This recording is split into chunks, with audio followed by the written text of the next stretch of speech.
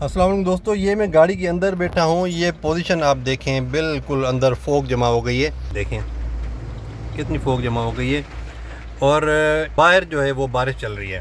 अच्छा, इसको इंस्टेंटली हमने किस तरह क्लियर करना है, किस तरह ख़त्म करना है, इस वीडियो में आपको ये तरीका बताऊंगा, क्योंकि काफ़ी लोगों ने मुझसे व्हाट्सएप पे, मैसेंजर वगैरह पे मैसेज करके पूछा है।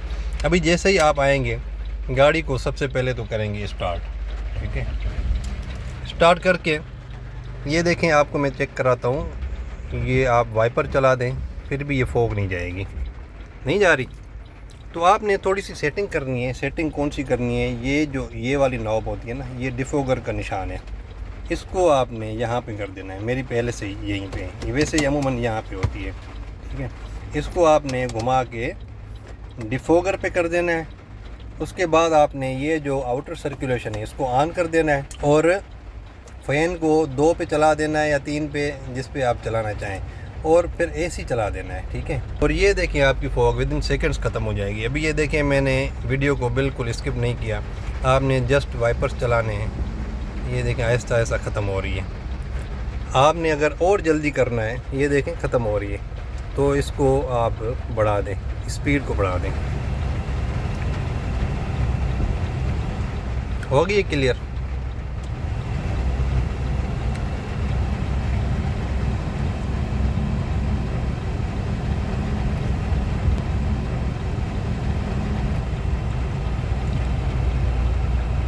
होगी क्लियर भाईजान? देखें जी, आहिस्ता आहिस्ता हो रही है, बल्कि 30 सेकंड के अंदर आपकी क्लियर हो जाएगी। अगर आप टेम्परेचर वाली इस नॉब को बीच में रखेंगे ना, तो और जल्दी क्लियर हो जाएगी। अभी ये देखें, बिल्कुल ऐसे क्रिस्टल क्लियर हो गई है। थोड़ी बहुत रहती है हल्की फुल्की, लेकिन ये आपकी बिल्कुल क्लियर। अभी देखें पोजीशन क्या है। मेरा ख्याल है कोई 30 सेकंड लगे होंगे, इससे ज़्यादा नहीं लगता टाइम। मेरे ख्याल में आपको ये बात समझ आ गई होगी। आप इसको चाहे बीच में रखें या ना रखें, इसको यहीं पे रख दें, फूल पे ही रखें, फिर भी आपकी तकरीबन 30 सेकंड के अंदर हो जाएगी।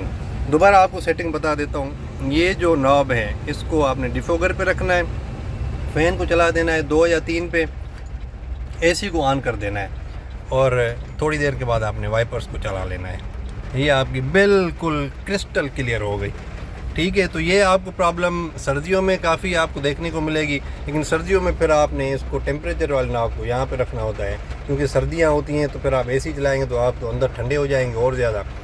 तो गर्मियों में या बारिश के मौसम में आपको एसी की वैसे भी ज़रूरत होती है, तो आपने गर्मियों में या बारिश के मौसम में इसी तरह सेटिंग करनी है, जिस तरह मैंने आपको अभी बताया है। देखें अभी ये हो गया, क्रिस्टल क्लियर हो गया।